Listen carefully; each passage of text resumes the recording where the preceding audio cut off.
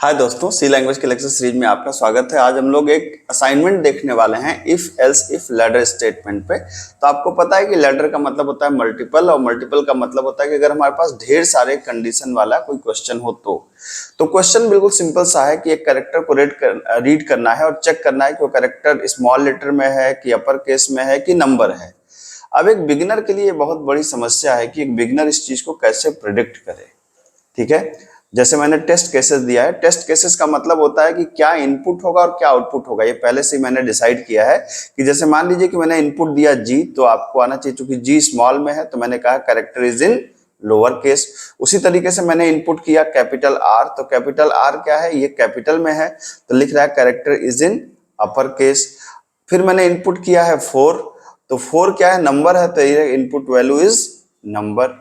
तो कहने का ये मतलब है कि हम ये बताना चाहते हैं अपने सिस्टम को कि जो कैरेक्टर हम दें, अगर स्मॉल में है तो लोअर केस बता दे, कैपिटल में है तो अपर केस बता दे, नंबर है तो नंबर बता दे।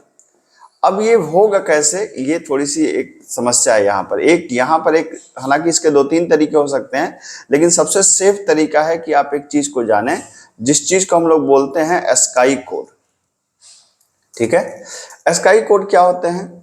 क्या होता है कि जब भी कीबोर्ड से हम लोग, आपको पता है कि कंप्यूटर हमारा बाइनरी पे काम करता है, मतलब लो लेवल लैंग्वेज पे काम करता है, मतलब 0-1 पे काम करता है। तो एक सिस्टम बना हुआ है कि असल में हम तो कीबोर्ड से ए लिखते हैं, लेकिन कंप्यूटर के अंदर ए नहीं जाता, उसके अंदर तो ए का बाइनरी कोड जाता है। अब बाइनरी कोड क्या है, कौन सा बाइनरी कोड जाएगा, इसको डिसाइड करने के लिए एक American standard code for information interchange, इसके कुछ कोड है, ASCII वैल्यूज बोलते हैं इसको। तो इन ASCII वैल्यूज के अपने कुछ कोड हैं। जैसे आपने कहा कैपिटल ए से कैपिटल जेड, कैपिटल ए से कैपिटल जेड का क्या मतलब है कि आपने कहा कि अगर आपने कैपिटल ए का मतलब 65 है, बी का मतलब क्या होगा 66 होगा, सी का मतलब क्या होगा 67 होगा। तो कैपिटल ए से कैपिटल जेड तक की वैल्यूज का जो ASCII कोड है वो है 65 से 90 के बीच में। उसी तरीके से स्मॉल ए से स्मॉल जेड का कोड है 97 से 122 के बीच में। कहने का मतलब कि आपने कीबोर्ड से अगर स्मॉल ए दबाया तो कंप्यूटर ए को नहीं जानता, वो किसको जानता है, वो 97 को ट्रांसमिट करेगा, 97 का बाइनरी बनाएगा, फिर उस बाइनरी को भेजेगा। ठीक है, कुछ इस तरीके से समझिए। उसी तरीके से अगर आपको 0 से 9 तक वैल्यू चाहिए तो 0 से 9 के लिए है 48 से लेके 57 तक। तो ये ASCII कोड आप याद रखिए, आपको आगे आने वाले भविष्य में जब भी आप प्रोग्रामिंग करेंगे तो इसकी बहुत ही जरूरत पड़ने वाली है। कैपिटल ए से कैपिटल जेड, 65 से 90 कैपिटल ए से कैपिटल जेड, 97 से 122 स्मॉल ए से स्मॉल जेड, और 48 से 57 0 से लेके 9, ये हमारे ASCII कोड्स हैं, इनको आप याद रखिएगा। अब इसकी मदद से हम लोग इस क्वेश्चन को कर सकते हैं। कैसे कर सकते हैं? आपने यहाँ पे कैरेक्टर डिसाइड किया, मान लीजिए कैरेक्टर CH, मतलब कैर वेरिएबल है, CH उसका नाम है। ठीक है, फिर आपने यूजर से कहा कि भाई ऐसा करो कि एंटर कैरेक्टर। ठीक है, उसने कैरेक्टर को इनपुट किया। कैसे इनपुट किया? स्कैनअप से। कैरेक्टर के लिए क्या लगता है, कैरेक्टर के लिए लगता है %C, और वेरिएबल वैल्यू किसके अंदर जाएगी, CH के अंदर जाएगी। अब आपको चेक करना है कि क्या CH की वैल्यू ज्यादा या बराबर है 65 से, मतलब एक रेंज, अब 65 से, एंड CH की वैल्यू क्या 90 से कम या बराबर है। इसका क्या मतलब है? इसका मतलब यह है कि क्या जो कैरेक्टर है उसकी वैल्यू 65 से 90 के बीच में लाई कर रही है। ये रेंज देने का एक तरीका है, ज्यादा या बराबर है, कम या बराबर है। तो क्या CH की वैल्यू 65 से ज्यादा या 90 से कम है?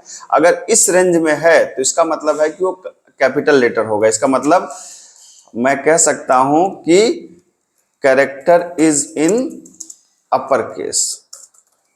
ठीक है, अगर ऐसा नहीं है तो चूंकि अब लैडर इस्तेमाल कर रहे हैं तो दूसरी कंडीशन को चेक करते हैं। दूसरी कंडीशन क्या है कि अगर कैरेक्टर की वैल्यू 97 से ज्यादा है और कैरेक्टर की वैल्यू 122 से कम है, ठीक है, तब क्या है, printf/n character is in lower case. ठीक है, और आगे भी आप चेक कर सकते हैं कि यदि ये 97, 122, 65, 90 मैं कहां से ले रहा हूं, ये सब मैं ले रहा हूं ASCII वैल्यूज से, यहां से कैपिटल ए से कैपिटल जेड, 65 से 90, 97 से 122, 48 से 57, तो मैं यहां से ले रहा हूं। तो इसका मतलब है कि सी एच की वैल्यू अगर ज्यादा या बराबर है 48 से और सी एच की वैल्यू कम या बराबर है 57 के, तो इसका मतलब है कि कैरेक्टर क्या होना चाहिए, printf/n character is a number. ठीक है, अब इसके अलावा कोई है तो डिफॉल्ट लगा दीजिए printf, तो आप कह सकते हैं it is some other symbol, है ना। तो हमने कहा भैया ये कुछ और सिंबल है ना, ये लोअर केस में है ना अपर केस में, ये कुछ और ही है। तो ये आपके देखिए सारे कंडीशन आपके सामने, अब इसको आप एक बार रन करा के चेक करिए।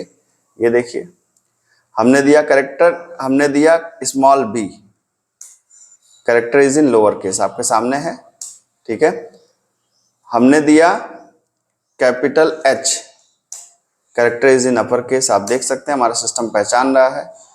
आप दे सकते हैं, मान लीजिए हमने कहा 5, कैरेक्टर इज अ नंबर, और अगर मैंने दे दिया क्या, मान लीजिए एंड का सिंबल, तब क्या करा, it is some other symbol.